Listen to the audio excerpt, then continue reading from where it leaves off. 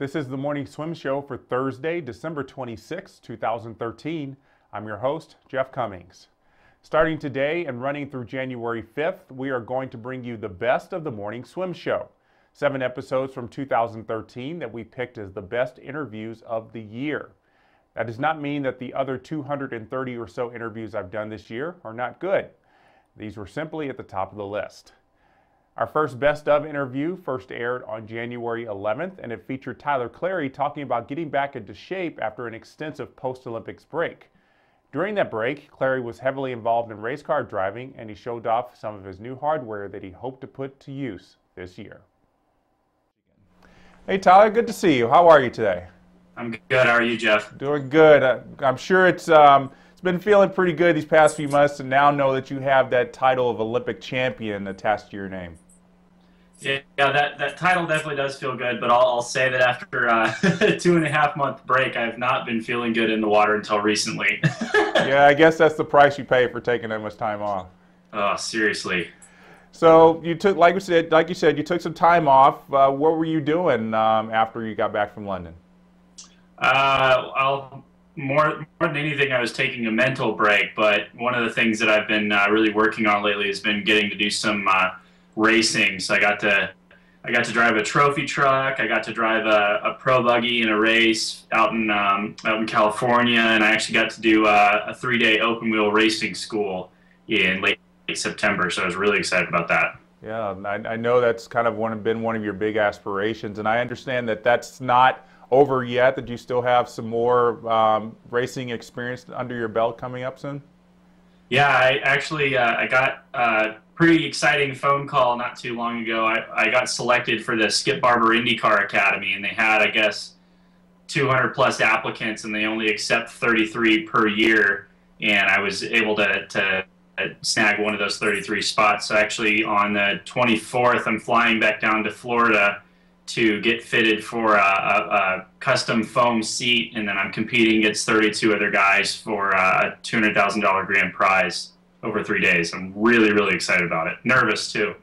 Yeah, that is really exciting. I mean, that's got to be up there next to, you know, winning a gold medal in the Olympics. I mean, you're going up against, you know, some guys that are probably, you know, just like you, wanting to have a future in race car driving. Well, that's the cool thing about the program is it's made for people like me who don't really have a whole lot of experience but want to take a serious shot at taking another step in racing. So I'm really excited to see what I can throw down later on this month. Well, race car driving is probably a little more expensive than gear for swimming. I mean, you got the suit, you got all the stuff that goes with the car. I mean, how have you been preparing for all that?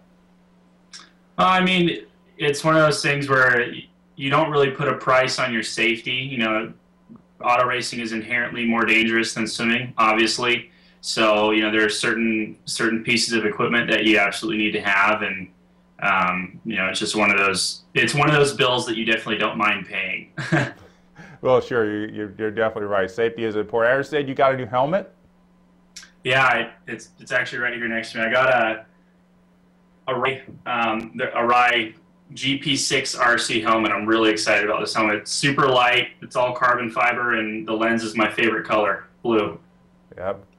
That is a really nice helmet there. I mean, you're talking about carbon fiber. It kind of goes along with a lot of the swimsuits these days. I mean, tell me why helmets are made out of carbon fiber. Well, the reason why is that, so people don't know this until you actually get into one of those cars, but the G-forces in some of those cars are absolutely amazing. And when you think about it, you want a helmet to be as light as possible so that you're not straining your neck while you're driving over the course of a race. Carbon fiber is probably one of the lightest and strongest materials, like having that light and weight ratio that you can possibly get. And the cool thing about this particular helmet, and I guess what they've had problems with in the past with carbon fiber helmets, is they tend to shatter on impact, versus with fiberglass or plastic tend to flex a little bit. And this particular helmet has a different weave that the carbon fiber has, and it allows it to flex just as much as the other materials do, but it's lighter and stronger, so it kind of is the best of all worlds. Where did this desire to want to be a race car driver begin? Oh man, I've been around it for so long, and I'm sure every other swimmer understands it. You know, when you're deep in the throes of a competitive season, you don't really have time for anything else, especially if you're going to school simultaneously. So I've never really gotten a chance to pursue it until after I moved back from Michigan to California. I got to be a part of an off-road racing team as basically a hand around the shop, and the thing I didn't get to do for them was drive. And my goal for after this last summer, regardless of what happened, was to do some kind of racing school or find some way to get some kind of seat time to see if I was any good at it. And I've ended up being decent at it, and I'm curious to see how far it goes. Well, more than decent in the pool. 200 back gold medal had to be a really good experience. Let's kind of just briefly touch on that. At the 150, everybody was kind of thinking you were still in the race. Take us through that final 50 meters. You're even with Ryan and Rysuke Irie, and then you pull ahead and get to the wall first. Take us through that final 50 again. Oh man, when I ever have one of my best races, I very rarely remember a whole lot from it. And it sounds corny, I know, but it's almost like a dream. You know, you only remember certain parts of that dream. And the only couple of things I remember from that race are diving in and looking over and realizing that, you know, Ryan was getting a little ahead of me off of the first wall, which I was expecting. And then I remember flipping at the 100 and noticing that Ryan was ahead of me again. And that was one of the scenarios that I had prepared for mentally the day before. And then at the 150, I remember looking over and actually seeing that I was gaining on him a little bit underwater. And that really shocked me because I've never been able to do that before in my entire life. And underwaters has been something I've been working on for a really long time and working very hard at. So that was satisfying. And then those last 15 meters, I just remember saying to myself, you know, just keep your stroke long and hold water as best you can, because your arms are burning so bad at that point. All you want to do is just stop. And I knew I was in the running for a medal. I didn't know where Ryusuke was, and I kind of saw myself getting ahead of Ryan, but I wasn't sure if he would have a better touch or not. So I was hugely shocked when I looked up at the scoreboard and saw first place, and let alone Olympic record next to my name. Well, before that, you were in the 200 fly final, didn't get a medal. I'm sure it's probably one of those things you were deeply disappointed about, because I know, you know, you were really kind of one of those medal contenders. How were you able to come off the 200 fly and get ready for that 200 backstroke? I'm going to have to disagree with that, actually, because 5th place is the best worldwide finish I've had since 2009. And I mean, the 200 fly has really never been my best event. I mean, I got 5th place in 2009 at World Championships. You know, and then I had the poor luck of getting, I forget how I finished in 2010. In 2011 at Worlds, I got 2nd in my semifinals heat, but then 7 other guys in the next semifinals heat beat me, so I didn't make it to finals. I mean, I was just ecstatic to be in finals for the 200 fly, to be completely honest. And like I said, again, that 5th place is one of the best finishes I've had in 3 years. So in my mind, that was a successful event. And coming off of that, I knew that my backstroke was feeling a heck of a lot better in the water than my butterfly. So I knew it was only going to get better from there. Well, that's a good perspective to put on that. Especially, I mean, I guess maybe from our outsider standpoint, looking at, you know, we're predicting races and everything, we're always saying the Americans are always going to be medal contenders. So it's very good to hear that you thought 5th place was good, and I guess it just means that every other meet after this, 4th, 3rd, 2nd, and 1st is always going to be a nice improvement.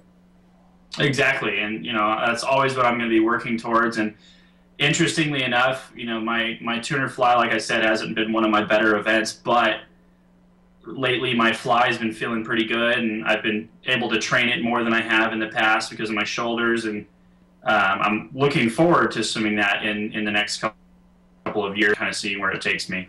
Well, with Michael Phelps retiring, everybody's looking at you now as a top American 200 flyer. Oh, you should not put that kind of pressure on anyone, man. just stating the obvious, Tyler. Actually, interesting story. So the morning before finals of the 200 backstroke, John was telling me, we were messing around before warm up and stuff, and he goes, "So Tyler, I started my career out as an Olympic coach with a gold medal and an Olympic record. I would like to finish it that way." It's like, "Thanks, John." Well, I'm glad that my pressure I just put on you is nothing compared to the pressure that John Urbanchik put on you. Well, as you said, you're back in the water now. How were those first few workouts for you? Oh, I don't ever want to remember those. Let's just say I came back a little heavy, and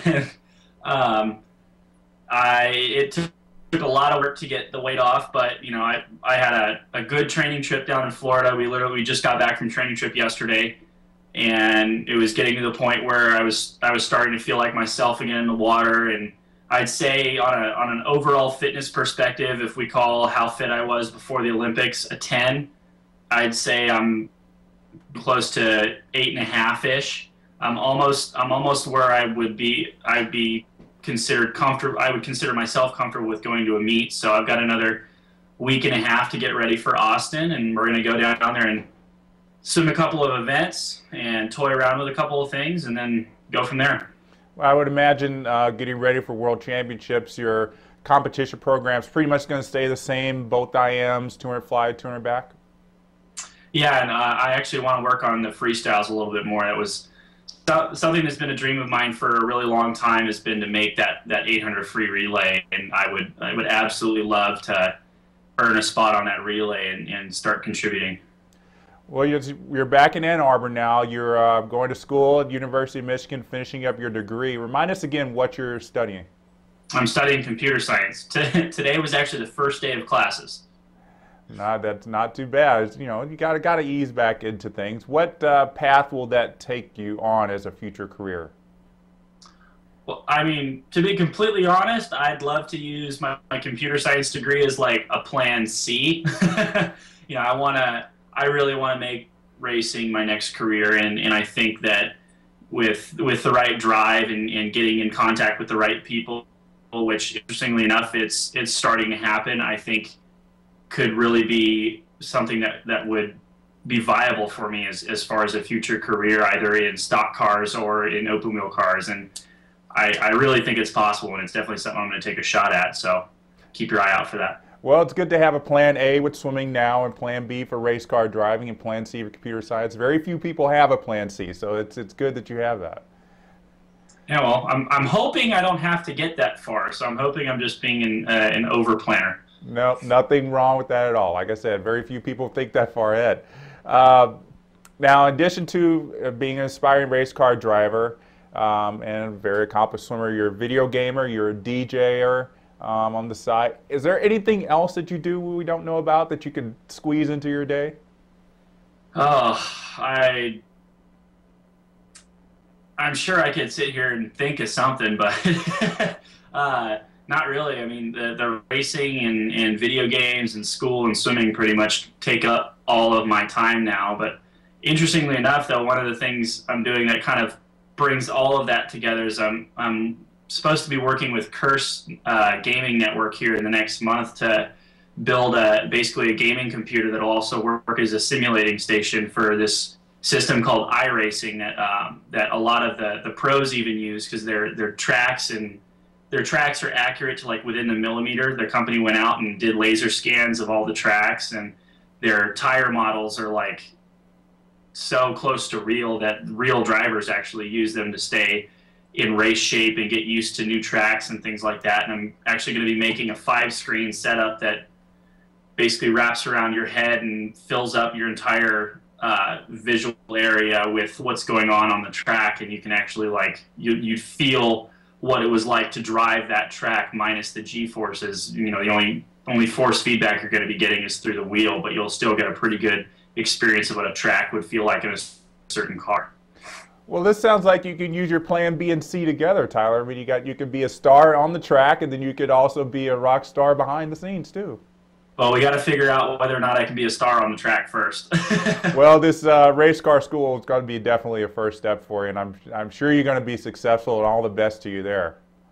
Well, thank you very much. I appreciate that. I'm really looking forward to it. All right. Thanks for joining us today, and we'll see you in Austin. Yep. See you there. All right. So that's Tyler Clary joining us for today's Morning Swim Show. And I hope everyone enjoys the weekend, and we'll see you back here with a new episode on Monday. I'm Jeff Cummings. Thanks for watching.